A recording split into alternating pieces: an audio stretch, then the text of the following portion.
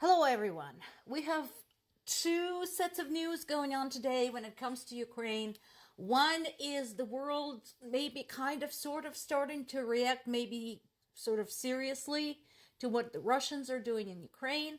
And the other half, Ukraine continuing to do amazing things while a lot of its allies are making promises and not delivering. So let's start with this.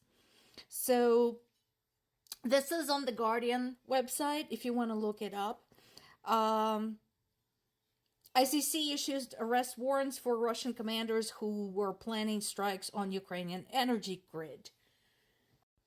My $50 question here is just now? It's been 2 years. Remember, this is not just, propaganda or anybody blowing it out of proportion.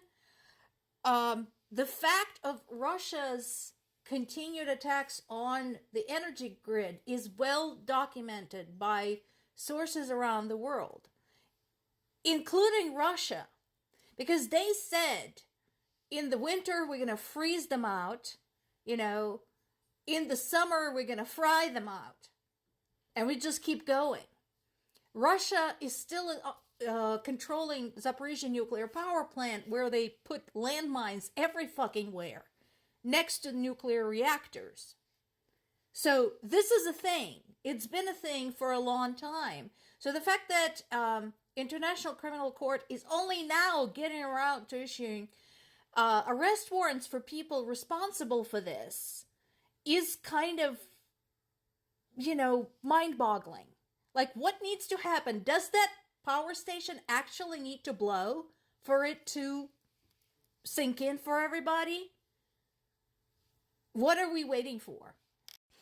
The other continuing big story is, of course, the information leak from Germany. They're still trying to assess the extent of the leak, whether it was systematic and through multiple channels. Right now they're saying it's not, but we'll have to see. Or was it just a few sort of bad eggs here and there?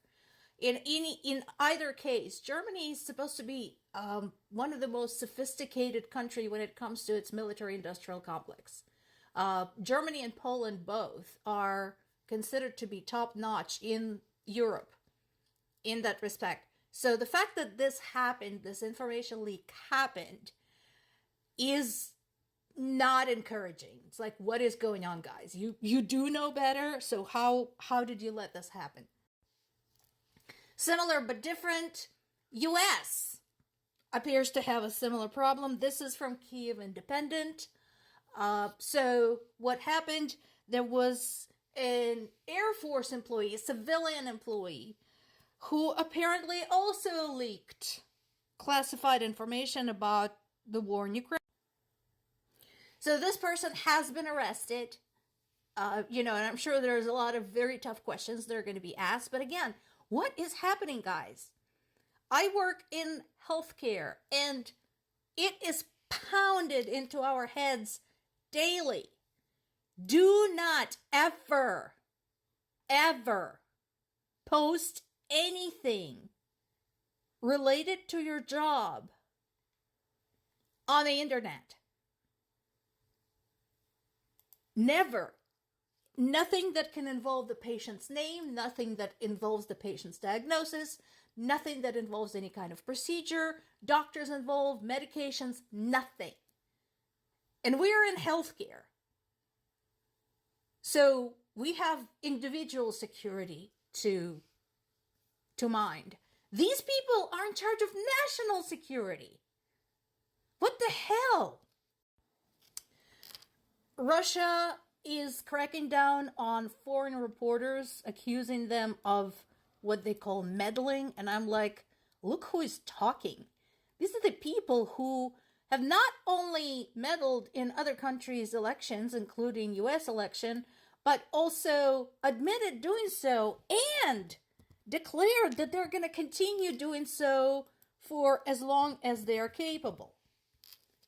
And now they're complaining that foreign reporters are somehow causing them trouble. Really, guys? Really? At the same time, Ukrainians sank another Black Sea Fleet ship, And this is something that hasn't made it into the overall news yet. There was an airplane flying by at the same time in the same area, so it got shot down too as a bonus. This is what we know right now, that over 50 crew members were evacuated from that ship and 7 were killed. And here's why this is important.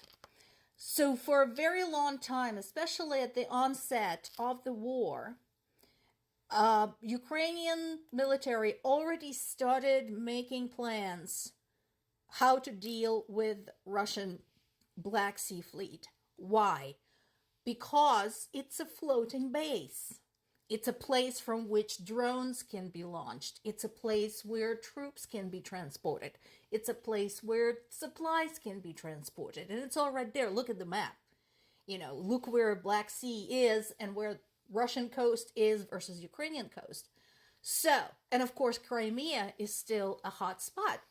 So, at that time, Ukraine started saying, guys, you might want to pull back. If you're going to seriously invade us, which they did, you might want to pull back your ships because we're going to put that shit away. And at the time, Russian parliament laughed at them. Well, they're not laughing now because at this time, Russian Black Sea Fleet has been cut in half. And that is by poor struggling Ukraine, using its own resources to figure the shit out. In addition, while Ukrainian military may have left Avdiivka, they're not that far from it, and they are not going to just let Russian troops there relax. They are pounding them too. Right now, the Russians are holed up at the metallurgy plant there. And this is where the Coke plant doesn't mean Coca-Cola or cocaine. It's this refers to Coke as in, metallurgical term. And they're firing. Ukrainian troops are firing on that plant. And I can understand why Russians would pick it. Factories are built very heavily, very sturdily, considering, the strain they have to take as part of the manufacturing process. So it's not a bad base. And remember how long Ukrainian troops held out in the Azovstal factory in Mariupol. That's case in point. So we know where they are. We're not going to leave them alone. It's just not, it's not an option to leave them alone. So this is Ukraine, still fighting.